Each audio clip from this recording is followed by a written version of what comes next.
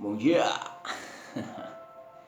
Estamos aqui mais uma vez para falar do amor de Jesus, para falar um pouco do que o Senhor tem feito, fez e vai fazer na nossa história, na nossa vida. Hoje eu quero compartilhar com você a palavra de Deus que está no livro de Salmos, capítulo de número 13. Esse salmo ele me chama muita atenção porque é um salmo de colheita. A Bíblia diz que tudo o que o homem semeia, isso ele colherá. Então, quando Davi ele escreve o salmo de número 13, ele está em um período de uma colheita maldita.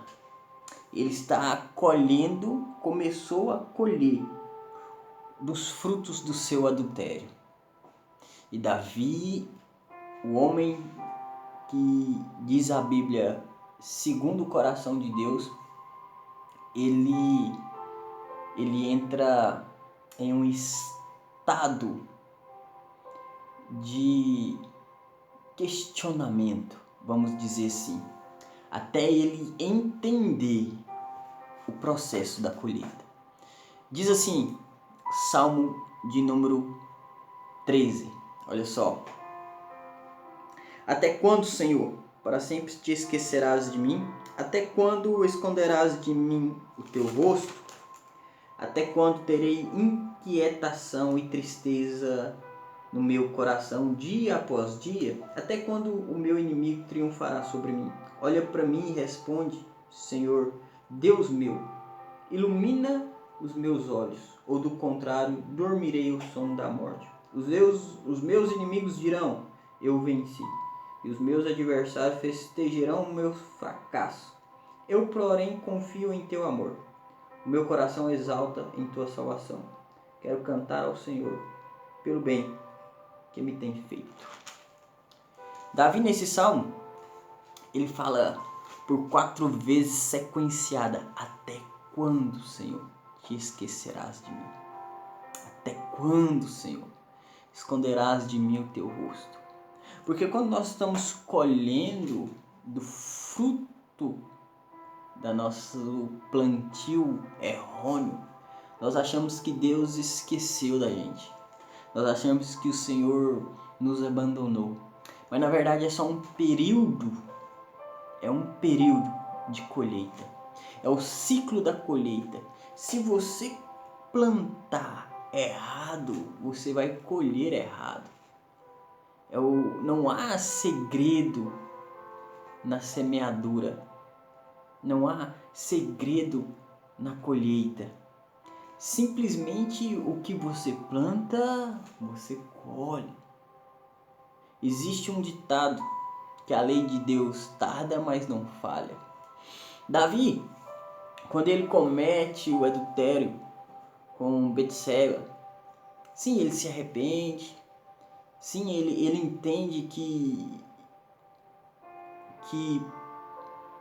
a atitude dele foi errada e de fato foi. Mas a consequência ela vai vir. A consequência ela vai vir. A semente foi lançada e uma vez que a semente é lançada, algumas podem se perder sim, mas algumas podem se salvar. Então escolha muito bem o que você vai plantar, porque a colheita ela é certa. Você só tem poder de escolher o que você planta, porque a sua colheita é consequência daquilo que você plantou. Eu costumo dizer que só um louco continua fazendo as mesmas coisas esperando resultado diferente. Tem que ser muito louco para continuar plantando as mesmas coisas e crendo que vai colher algo diferente. Tem que ser muito louco. Então Davi, quando ele começa o salmo confrontando a Deus. Até quando, Senhor, te esquecerás de mim? Até quando, Senhor? Até quando, Senhor? Mal ele sabe que ele chegou no ciclo da colheita. Ele começa a falar que se Deus não o socorreu, os inimigos dele festejarão o seu fracasso. Ele estava importando mais com o que os outros iam pensar daquela situação que ele estava naquele momento do que Deus estava achando. Ele começa a focar mais o que as pessoas estão pensando. Cadê o rei Davi? Cadê o rei que conquistou nações, que destruiu reinos e agora está sendo perseguido pelo seu próprio filho? E agora o seu próprio filho o desonra em público. Davi, ele começa a se importar com as críticas, com o achismo do próximo. Porque no tempo da colheita, o seu raciocínio, ele não consegue entender, ele não consegue absorver o que está acontecendo. Olha só, João Batista na cadeia. João batizou Jesus, declarou que Jesus era o Filho de Deus, ouviu a voz que saiu do céu, confirmando aquilo que ele tinha falado, que Jesus era o Cordeiro de Deus que veio tirar o pecado do mundo, arrancar o pecado do mundo. Mas quando João Batista está na cadeia, ele manda alguns discípulos perguntar para Jesus se é ele mesmo o Messias. Um momento dificílimo se achegou na vida de João Batista e ele não consegue raciocinar. Ele não consegue entender o processo. E olha que Jesus diz que nascido de mulher não existiu ninguém maior que João Batista. Não existiu até aquele tempo. Porém, no reino do céu ele era o menor. Mas por que João era o menor no reino dos céus?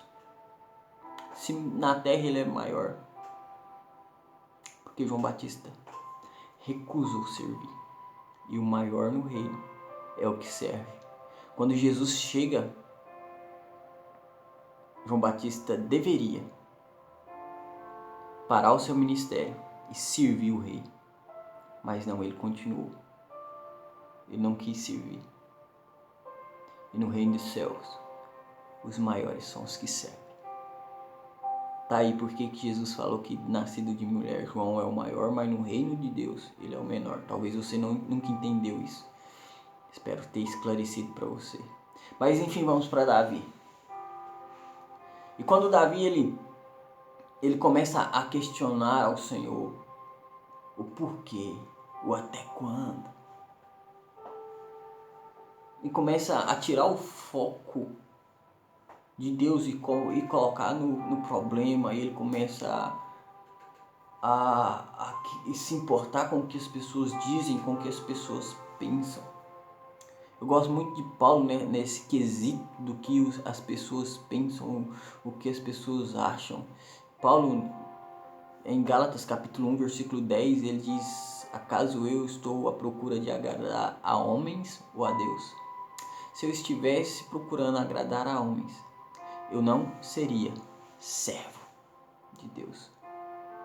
Então Paulo ele não tem esse defeito de Davi, de pensar, de achar, de se importar com o que os outros dizem. Ele não tem esse defeito, porque Paulo ele sabe quem ele é e quem Cristo é nele. Mas Davi ele fala que ele verá a salvação do Senhor. Começa a brotar esperança dentro de Davi, fala assim, aí, vai terminar isso aqui não é para sempre. O dia mau não é para sempre, a colheita maldita ela não é para sempre, ela vai terminar, ela vai passar, ela vai acabar. Ela vai acabar. E quando acabar, não se esqueça de glorificar o nome do Senhor e de mudar o seu plantio. Porque se você continuar plantando as mesmas coisas, você vai continuar colhendo as mesmas coisas. Fica com Deus. Essa é a palavra que eu tenho para você neste dia, nesta noite. ou seja lá, a hora que você está vendo. Tamo junto.